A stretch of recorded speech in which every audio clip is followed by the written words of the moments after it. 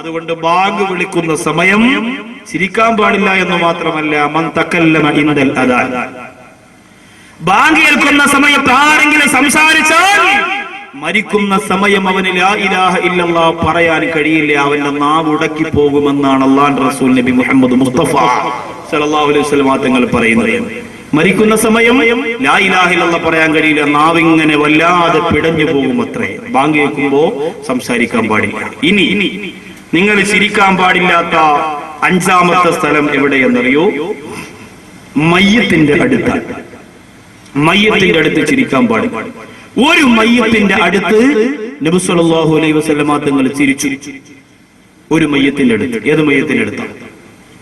ഒരു മയ്യത്തിന്റെയും അടുത്തിരുന്ന് ചിരിക്കാൻ പാടില്ല. ഹസൻ ബസ്രി റളിയല്ലാഹു അൻഹുവിന്റെ ഉമ്മയുടെ മയ്യത്ത് കൊണ്ടുപോയപ്പോ 2-3 സഹോദരങ്ങൾ എന്തോ പറഞ്ഞ് പൊട്ടിച്ചിരിച്ചപ്പോ ഹസൻ ബസ്രി റളിയല്ലാഹു തആല അവരിൽ ഒരാളെ അടുത്തേക്ക് വിളിച്ചിട്ട് ഗൗരവത്തോടെ ചോദിച്ചു, നിനക്ക് അല്ലാഹ് സ്വർഗം തരാമെന്ന് പറഞ്ഞിട്ടുണ്ടോ? അയാൾ പറഞ്ഞു, ഇല്ല. പിന്നെ എങ്ങനെ തോന്നുന്നു നിനക്കിങ്ങനെ ചിരിക്കാൻ? ബഹുമാനപ്പെട്ടവർ പറഞ്ഞതാ, അല്ലാഹുവിന്റെ റസൂൽ ഒരു മയ്യത്തിന്റെ മുമ്പ് നിന്നും മാത്രമേ ലോക ചരിത്രത്തിൽ മുത്ത് ഹബീബ് ചിരിച്ചിട്ടുള്ളൂ. അത് ഏത് മയ്യത്തിന്റെ അടുത്തെന്നറിയോ? അത് ഏത് മയ്യത്തിന്റെ അടുത്തെന്നറിയോ?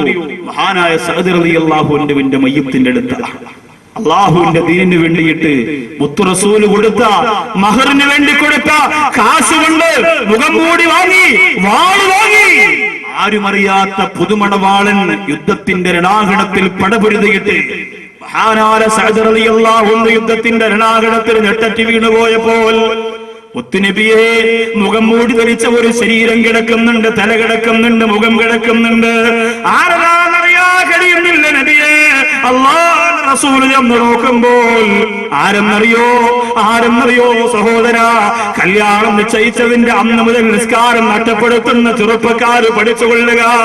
മഹാനായ സഅദ് റളിയല്ലാഹു അൻഹുവിന്റെ ശരീരമായിരുന്നു അത്. അല്ലാഹുവിന്റെ റസൂൽ അത്ഭുതപ്പെട്ടു പോയി. എന്തോരു ഈമാനാ ചെറുപ്പക്കാരാ, എന്തോരു ഈമാനാ ചെറുപ്പക്കാരാ. നീ പഠിക്കണം മോനെ. കേരളത്തിന്റെ മെഗാസ്റ്റാർ മക്കത്ത് പോയില്ലേ, മദീനത്ത് പോയില്ലേ? ഒരുപാട് അഭിനയ കലയുടെ ചക്രവർത്തി എന്ന് നിങ്ങൾ പറഞ്ഞ, സിനിമാ താരരാജാവെന്ന് നിങ്ങൾ പറഞ്ഞ് ഫ്ലെക്സോടെ കളിച്ചു വെച്ചുകൊണ്ട് ആവേശത്തോടെ തുള്ളിച്ചാടിയ ചെറുപ്പക്കാരാ, എവിടെ പോയടാ നിന്റെ ഇൻസ്പെക്ടർ ബൽറാം? എവിടെ പോയടാ നിന്റെ പോലീസിന്റെയും ഒരുപാട് പട്ടാളത്തിന്റെയും അഭിനയ തിലകച്ചാർന്നുകൊണ്ട് കേരള ചെറുപ്പക്കാരുടെ മനസ്സിന്റെ ചേക്കേറി പോയ രൂപം എവിടെ പോയി? പരിശുദ്ധ മക്കയുടെ മണ്ണിലേക്കും കാലെടുത്ത് വെച്ചപ്പോ പറഞ്ഞു പോയതെന്താ?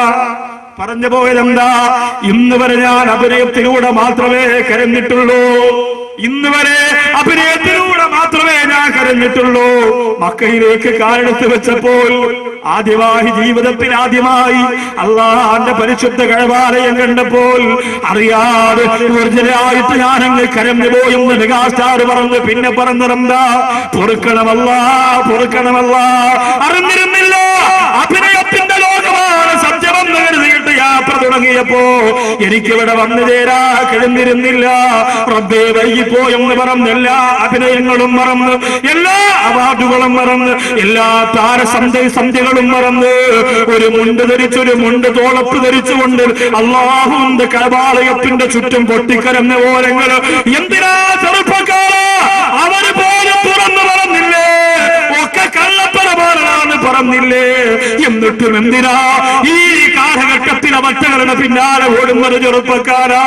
എന്ത് നേട്ടമാണ് മോനെ, എന്ത് ഉപയോഗമാണ് മോനെ, എന്ത് നന്മയാ പൊന്നുമോനെ നിനക്കുള്ളത്?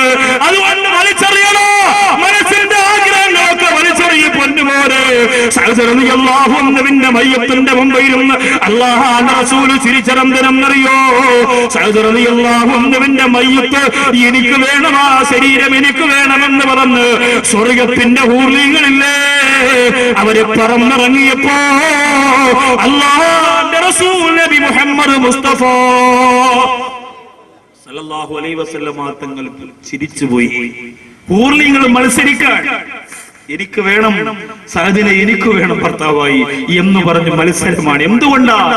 ദുനിയാവിന്റെ സുഖവും രസവും ഒക്കെ അള്ളാന്റെ പൊരുത്തത്തിന് വേണ്ടി ഒരു സെക്കൻഡ് കൊണ്ട് മറന്നപ്പോ അന്ന് കൊടുത്ത ഭാഗ്യമാണ്. ദുനിയാവിന്റെ തിരക്കുകൾക്കിടയിൽ ഓടുമ്പോൾ നിസ്കാരം മറക്കരുത് എന്റെ പ്രിയപ്പെട്ട ചെറുപ്പക്കാരാ. സ്കാരമില്ലാത്തവൻ നായക്ക് തുല്യമാണ്. അള്ളാഹു കാത്തുരക്ഷിക്കട്ടെ. സുജൂദ് ചെയ്യാൻ കഴിഞ്ഞില്ലെങ്കിൽ നന്ദി കെട്ട നായ പോലെയല്ലാതെ പിന്നെ നമ്മൾ ആരാ? അള്ളാഹ് തരുന്നത് മുഴുവനും വാരി തിന്ന് രസിച്ച് സുഖിച്ച് ജീവിക്കാനല്ലാതെ. അള്ളാഹുവിനൊന്ന് താണുകേണു വണങ്ങി ഒരു ദിവസം നിന്റെ 24 മണിക്കൂറിൽ വളരെ ചുരുങ്ങിയ സമയം ഒന്ന് സാഷ്ടാംഗം ചെയ്ത് സുബ്ഹാന റബ്ബിയൽ അഅ്ലാ വബിഹംദി എന്ന് പറയാൻ നമുക്ക് സമയം കിട്ടിയില്ലെങ്കിൽ പിന്നെ നമ്മൾ ആരോഗ്യം അള്ളാഹു തന്നിട്ട് നമ്മൾ തിരിച്ചു കാണിക്കുന്നത് മൃഗത്തെക്കാളും കഷ്ടപ്പെട്ട സ്വഭാവമല്ലേ? അള്ളാഹു കാക്കട്ടെ. മുടക്കരുത് സഹോദര. നിർബന്ധമായ ഒരു തീരുമാനത്തിലെത്തണം. ആറാമത് നീ ചിരിക്കാൻ പാടില്ലാത്ത ആറാമത്തെ സ്ഥലം എവിടെയാണ്? ഖബറിന്റെ അരികിലാണ്. പള്ളികളിൽ നിന്ന് കല്യാണം നടത്തും ഓഡിറ്റോറിയങ്ങളിൽ അവിടെയൊക്കെ പോയി സഹോദരിമാർ മക്കളെയൊക്കെ കൊണ്ടുപോയി മുള്ളിക്കുന്നത് പോലും ഉപ്പാപ്പാന്റെ ഖബറിന്റെ മുകളിലാണ്. മീസാങ്കലിൽ കാല് വെച്ചിട്ടാണ് ചെറുപ്പക്കാര് മൊബൈൽ ചെവിയിൽ വെച്ച് സംസാരിക്കുക, തുടചൊറിയാണ്. ജുമയ്ക്ക് വന്നിട്ട് സമയം ഒരുപാട് ബാക്കിയുണ്ടെന്ന് പറഞ്ഞ് മാറിയിരുന്നുകൊണ്ട് സിഗരറ്റ് വലിച്ചിട്ട് കുറ്റികളയുന്നത് വാപ്പാന്റെ നെഞ്ചത്താണ്. അടക്കിയിരിക്കുന്ന ഖബറിന്റെ അടുത്ത് നടക്കുന്ന അവസ്ഥ നമുക്ക് ആർക്കും അറിയുന്നില്ലല്ലോ. ലൗ തഅലമൂന മാ അഅലമു ലളഹിക്തും ഖലീലാ വലബഖൈതും കസീറാ. നബി മുഹമ്മദ് മുസ്തഫ അല്ലാഹുവിന്റെ ഹബീബ് പറയാണ്, ഞാൻ അറിയുന്ന ഒരു കാര്യം നിങ്ങൾ അറിഞ്ഞിരുന്നെങ്കിൽ നിങ്ങൾ ഇങ്ങനെ പൊട്ടിച്ചിരിക്കില്ലായിരുന്നു, വളരെ കുറച്ച് ചിരിച്ചിട്ട് നിങ്ങൾ ഒരുപാട് കരയുമായിരുന്നു എന്ന് അല്ലാഹുവിന്റെ ഹബീബ് നബി മുഹമ്മദ് മുസ്തഫ. ഖബറിന്റെ അടുത്ത് ചിരിക്കാൻ നമുക്ക് എങ്ങനെ കഴിയുന്നു സഹോദരരെ? എന്നാണ് ഇതിന്റെ ഉള്ളിൽ നടക്കുന്നതെന്ന് നമുക്ക് അറിയാൻ കഴിയുന്നില്ലല്ലോ. നമ്മൾ അത്ഭുതപ്പെട്ടു പോവാണല്ലോ. ആറാമത്തെ സ്ഥലം എവിടെയാണ്? ഖബർ നമ്മെ ചിരിപ്പിക്കാനുള്ളതല്ല. ഖബറിന്റെ അകത്ത് കിടന്നുകൊണ്ട് നമ്മൾ ചിരിക്കണം. ഓരോ ദിവസവും ഖബർ വിളിച്ചു പറയുന്നത് ആന്മാര് പറയുകയാണ്, എടാ നീ ചിരിച്ചുകൊള്ളുക, എന്റെ മുകളിലൂടെ നീ ചിരിച്ചുകൊണ്ട് നടന്നോ.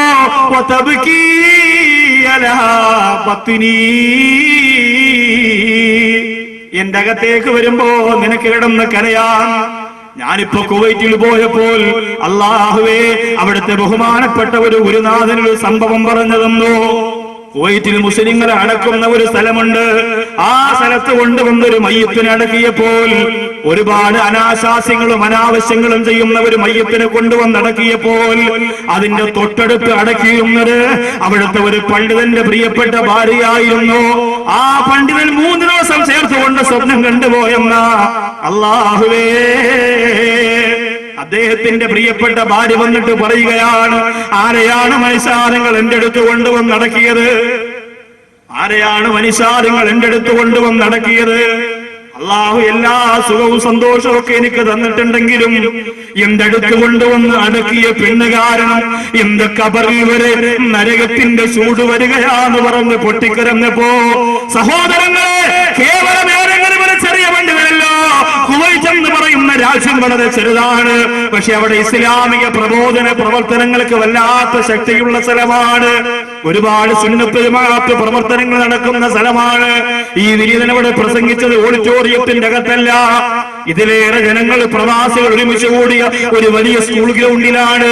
എല്ലാ കാര്യങ്ങൾക്കും അനുമതിയുള്ള മനോഹരമായ ദീനീ ചൈതന്യം കാത്തു സൂക്ഷിക്കാൻ പറ്റുന്ന ആ കുവൈറ്റിലെ ഒരു ആത്മീയമായ പ്രകാശം പരത്തുന്ന പണ്ഡിതൻ പറയുകയാണ്, ഉസ്താദേ നിങ്ങളിന്ന് ഖബറിനുള്ളിൽ എന്ന വിഷയമല്ലേ പ്രസംഗിച്ചത്? എന്നാൽ അതിലൊന്ന് പറയാനൊരു സംഭവം ഞാൻ പറഞ്ഞു തരട്ടെ. എന്റെ പ്രിയപ്പെട്ട ഭാര്യ ഒരു തഹജ്ജുദ് പോലും മടക്കാത്തവളായിരുന്നു. 3 ദിവസം ചേർത്തുകൊണ്ട് സ്വപ്നം കണ്ടുപോയതാ. എന്തിനാണ്, ആരെയാണ് എന്റെ അടുത്ത് കൊണ്ടുവന്ന് നടക്കിയത്? അല്ലാഹുവേ, ഈ പണ്ഡിതൻ അന്വേഷിച്ചപ്പോൾ ആ പെണ്ണ് ആരായിരുന്നെന്നറിയോ? ആ പെണ്ണ് ആരായിരുന്നെന്നറിയോ? അറബികൾ വട്ടം കൂടി നിൽക്കുമ്പോൾ, അവര് മദ്യപിക്കുമ്പോൾ അതിനിടയിൽ ശരീരത്തിന്റെ നഗ്നത കാണിച്ചുകൊണ്ട് ആടുന്ന പെണ്ണിനെ ഓർമ്മയുണ്ടോ ചെറുപ്പക്കാരാ? ഇക്കിളിപ്പെടുത്തുന്ന ശരീരത്തിന്റെ ഭാഗങ്ങൾ പുറത്ത് കാണിച്ച് അറേബ്യൻ നൈറ്റ്, അറേബ്യൻ ഡാൻസ് കളിക്കുന്ന പെണ്ണില്ലേ? ആ പെണ്ണായിരുന്നു അല്ലാഹ്. പെങ്ങളെ, ഈ ചിരിയും കളിയും തമാശയും എല്ലാം അവസാനിക്കും പെങ്ങളെ. നിന്നെ മറന്നുപോയ മക്കള് നിന്റെ കബറിന്റെ മുകളിലൂടെ നടന്നു വരും. പ്രിയപ്പെട്ടവരെ, അല്ലാഹുവേ, ഞങ്ങളുടെ സഹോദരിമാരെ നീ കാത്തുരക്ഷിക്കണേ അല്ലാ. രക്ഷപ്പെടാനേറെ വഴികളുണ്ട് പെങ്ങളെ, ഒരുപാട് വഴികളുണ്ട്. പ്രിയപ്പെട്ട സഹോദരിമാര്, എന്താണ് നിനക്ക് ചെയ്യാൻ പറ്റുന്നത് അതൊക്കെ നീ ചെയ്തു കൊള്ളുക. ജീവിതം പെട്ടെന്ന് അവസാനിക്കും പൊന്നുമോളെ. ഒരു സെക്കൻഡ് കൊണ്ട് തകരുന്ന ജീവിതത്തിന്റെ ഉടമസ്ഥരായ എന്തൊക്കെ ആരോഗ്യം വന്ന പ്രിയപ്പെട്ട മുസ്ലിം പെണ്ണ്, അല്ലാഹു തന്ന അവസരങ്ങൾ ഉപയോഗപ്പെടുത്തുക. അല്ലാഹു തന്ന അവസരങ്ങൾ ഉപയോഗപ്പെടുത്തുക. എന്റെ പ്രിയപ്പെട്ട സഹോദരിമാർ, ആലോചിച്ചു നോക്ക്, എന്തെല്ലാം നേട്ടങ്ങളാ നമുക്കുള്ളത്. ജീവിതത്തിൽ എത്ര അവസരങ്ങളാ അല്ലാഹു തന്നത്. നഷ്ടപ്പെട്ടു പോയാൽ ഒരു സെക്കൻഡ് പോലും പിന്നെ തിരിച്ചു പിടിക്കാൻ കഴിയില്ല. നഷ്ടപ്പെട്ടു പോയ സമയങ്ങളൊന്നും പെങ്ങളെ നമുക്ക് തിരിച്ചു കിട്ടൂല. പോയത് തന്നെയാണ്, നഷ്ടമായത് തന്നെയാണ്. സങ്കടപ്പെട്ട് വിലപിച്ചിട്ട് കാര്യമില്ല പെങ്ങളെ. കാരേറ്റ് മസ്ജിദിന്റെ മനോഹരമായ മജ്‌ലിസിൽ വന്ന എന്റെ പ്രിയപ്പെട്ട സഹോദരിമാരോട് പറയുകയാണ്, നിന്റെ മക്കൾ നടന്നു പോകുമ്പോൾ അറിയാതെ അവിടെ മനസ്സൊന്ന് നിന്റെ കബറിലേക്കൊന്ന് ഉടക്കി നിൽക്കാൻ എന്റെ പെങ്ങളെ നിന്നോട് ഞാൻ ഓർമ്മപ്പെടുത്തുകയാണ്. സംഭ്രമ മുസ്ലിം ജമാഅത്തിൽ എത്രയോ കൊല്ലം ജോലി ചെയ്ത എന്റെ പ്രിയപ്പെട്ട ഗുരുനാഥനായ അൻവർ ബാക്കവി ഉസ്താദ്, അവിടെ ഞങ്ങളെയൊക്കെ ദർസിൽ പഠിപ്പിക്കുമ്പോൾ അവിടെ ഒരു പ്രിയപ്പെട്ട ഉപ്പ മരണപ്പെടുന്നതിന് മുമ്പ് ഉസ്താദിനെ കാണണമെന്ന് വാശി പിടിക്കുകയാണ്. ഉസ്താദിനെ കാണാൻ വേണ്ടി ഹോസ്പിറ്റലിലേക്ക് ചെന്നപ്പോൾ അയാൾ ചെയ്തതെന്തറിയോ? 5000 രൂപ ഉസ്താദിന്റെ കയ്യിലേക്ക് കൊടുക്കുകയാണ്. എന്നിട്ട് പറഞ്ഞതെന്താ? ഉസ്താദ്, എന്റെ മക്കൾ എനിക്ക് വേണ്ടി ദിക്ർ ചൊല്ലൂല, എന്റെ മക്കൾ എനിക്ക് വേണ്ടി ഖുർആൻ ഓതൂല ഉസ്താദേ, അതുകൊണ്ട് നിങ്ങളെ ഏൽപ്പിക്കുകയാണ്. ഞാൻ എന്റെ റൂഹ് പിരിഞ്ഞു പോയാൽ എന്റെ കബറിലേക്ക് ഈ തുക മുടക്കിയിട്ട് നിങ്ങളെ മുത്തഅല്ലിമീങ്ങളെ കൊണ്ട് ദിക്ർ ചൊല്ലിപ്പിച്ച് ഖത്മുൽ ഖുർആൻ ഓതണമെന്ന് നിർബന്ധത്തോടെ വസിയത്ത് ചെയ്തു പോയെങ്കിൽ, സഹോദരങ്ങളെ, ജീവിതത്തിൽ നമുക്ക് ചെയ്യാൻ പറ്റുന്നത് ചെയ്തു വെക്കുക. 2 മണിക്കൂർ 2.5 മണിക്കൂർ ഇവിടെ ചിലവഴിക്കുമ്പോൾ പടച്ചവനെ, ഈ പാവപ്പെട്ടവന്റെ കബറിലേക്ക് അതൊരു വെളിച്ചമായി തരണമെന്ന് ഞാൻ കൊതിക്കുന്നത് പോലെ നിങ്ങളും മനസ്സുകൊണ്ട് ആഗ്രഹിക്കുക. അള്ളാഹു തൗഫീഖ് തരട്ടെ, അള്ളാഹു തൗഫീഖ് തരട്ടെ. 7ാമത്തെ സ്ഥലം, വാതുറന്ന് ചിരിക്കാൻ പാടില്ലാത്ത 7ാമത്തെ സ്ഥലം, ഇന്ദൽ ഉലമാഇൽ മുഖ്ലിസീൻ, മുഖ്ലിസീങ്ങളായ ആലിമീങ്ങളുടെ സമക്ഷത്താണ്. അവരുടെ മുമ്പ് നമുക്ക് വാതുറന്ന് ചിരിക്കാൻ പാടില്ല. അതിൽ നിങ്ങൾ വലിയ ആലിമീങ്ങളുടെ കൂട്ടത്തിൽ ഞങ്ങളെ ഒന്നും പെടുത്തണ്ട, മുത്തഅല്ലിമീങ്ങളുടെ കൂട്ടത്തിൽ ഞങ്ങളെ പെടുത്തണം. ആലിമീങ്ങൾ വലിയ മഹത്തുക്കൾ, അബ്ദുൽ കരീം ഉസ്താദിനെ പോലെയുള്ള വലിയ മഹത്തുക്കളൊക്കെ മൺമറഞ്ഞു പോയി.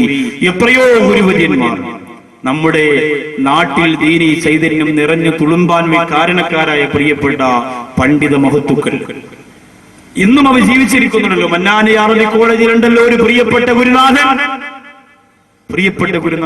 അള്ളാഹുവെ, പടച്ചവനെ, ആ പ്രിയപ്പെട്ട ഉസ്താദുകൾ, KP ഉസ്താദ്, അതുപോലെ തന്നെ നമ്മുടെ പ്രിയപ്പെട്ട ഉസ്താദിന്റെ പേരെന്താ, നമ്മുടെ വീരാൻകുട്ടി ഹസ്രത്ത്. അള്ളാഹുവെ, പടച്ചവനെ, തൂക്കി നോക്കിയാൽ എത്ര വരും സഹോദരങ്ങളെ? ആ ശരീരം എത്രയുണ്ട് നിങ്ങളൊന്ന് ആലോചിച്ച് നോക്കി. അള്ളാഹു സുബ്ഹാനഹു വ തആല ദീർഘായുസ്സ് കൊടുക്കുമാറാകട്ടെ. എല്ലാ നന്മകളും അള്ളാഹു നമുക്ക് തരുമാറാകട്ടെ. ശരീരത്തെക്കാളുപരി ആത്മീയമായ പുരോഗതിക്ക് ഭാരം കൂട്ടാൻ പരിശ്രമിക്കുന്ന അവരൊക്കെ അള്ളാഹു നമുക്ക് തന്ന മുതൽക്കൂട്ടുകൾ. അവരെയൊന്നും നമ്മൾ കൈവിട്ടു പോകരുത് എന്റെ പ്രിയപ്പെട്ട സഹോദരങ്ങളെ. അവരുടെയൊക്കെ മുഖത്ത് നോക്കി അവരുടെയൊക്കെ അടുത്തു പോയിരുന്ന് ചിരിക്കാനും കളിക്കാനും എന്നുള്ള യോഗ്യത നമുക്കില്ല. അങ്ങനെ ചെയ്താൽ നായയുടെ കോലമായിരിക്കും നിനക്ക് അല്ലാഹു തരുക. അവർ ആലിമീങ്ങളാ.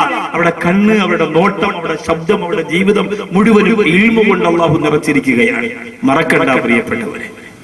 കണ്ണീരിനെ കുറിച്ച് പറയാൻ സമയമില്ല, എങ്കിലും പറയുന്നു, കുല്ലു ഐനിൻ ബാക്കിയ, എല്ലാ കണ്ണുകളും ആഖിറത്തിൽ കരയും 3 കണ്ണുകൾ ഒഴിച്ച്.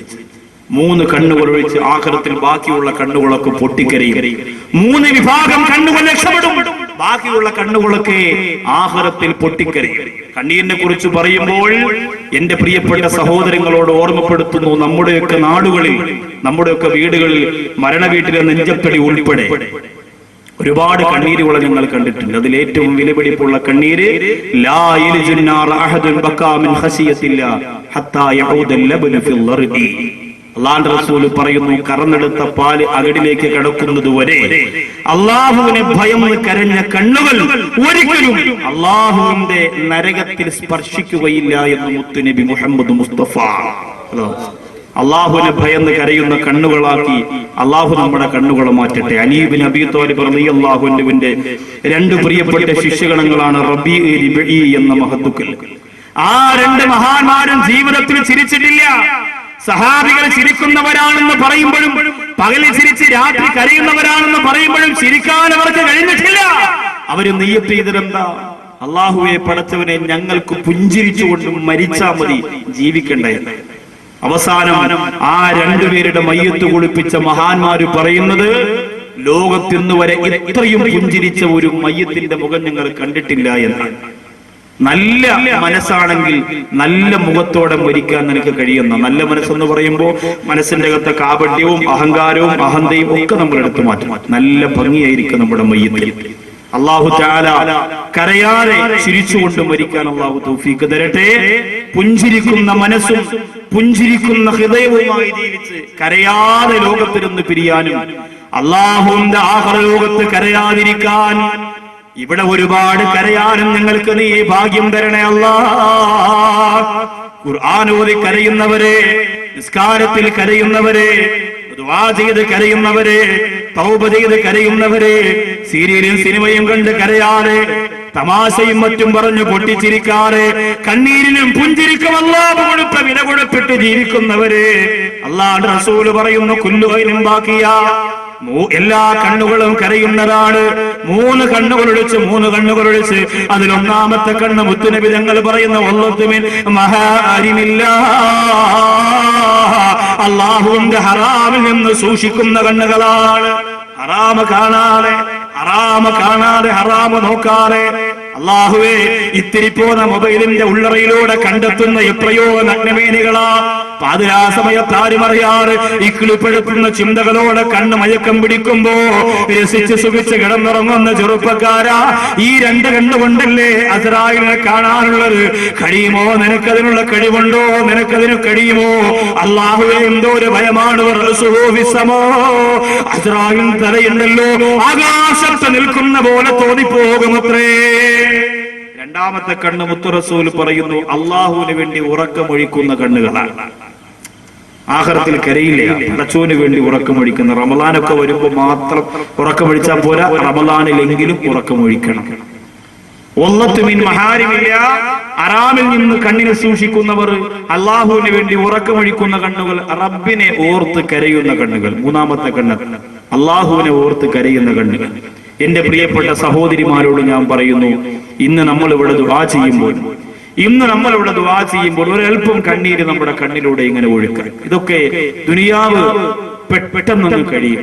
നമ്മുടെ ആഗ്രഹങ്ങളും അഭിലാഷങ്ങളും ഒന്നും ചിലപ്പോൾ സാധിച്ചു കൊള്ളണം എന്നില്ല. പെട്ടെന്ന് തീരുമ്പോ അൽഹംദുലില്ലാഹ് നമ്മുടെ മുതൽക്കൂട്ട് ചിലപ്പോൾ ഈ വലിയ ദുആയിൽ നിങ്ങൾ പറഞ്ഞ ആമീനും ഈ ഒരുമിച്ച് കൂടലുമൊക്കെ നമുക്ക് വലിയ തൗഫീഖായിരിക്കും അല്ലാഹു തആല. അൽഹംദുലില്ലാഹ് ഏറ്റവും അധികം പുഞ്ചിരിച്ചുകൊണ്ട് മരിക്കാൻ അല്ലാഹു സുബ്ഹാനഹു വ തആല നമുക്ക് തൗഫീഖ് തരട്ടെ.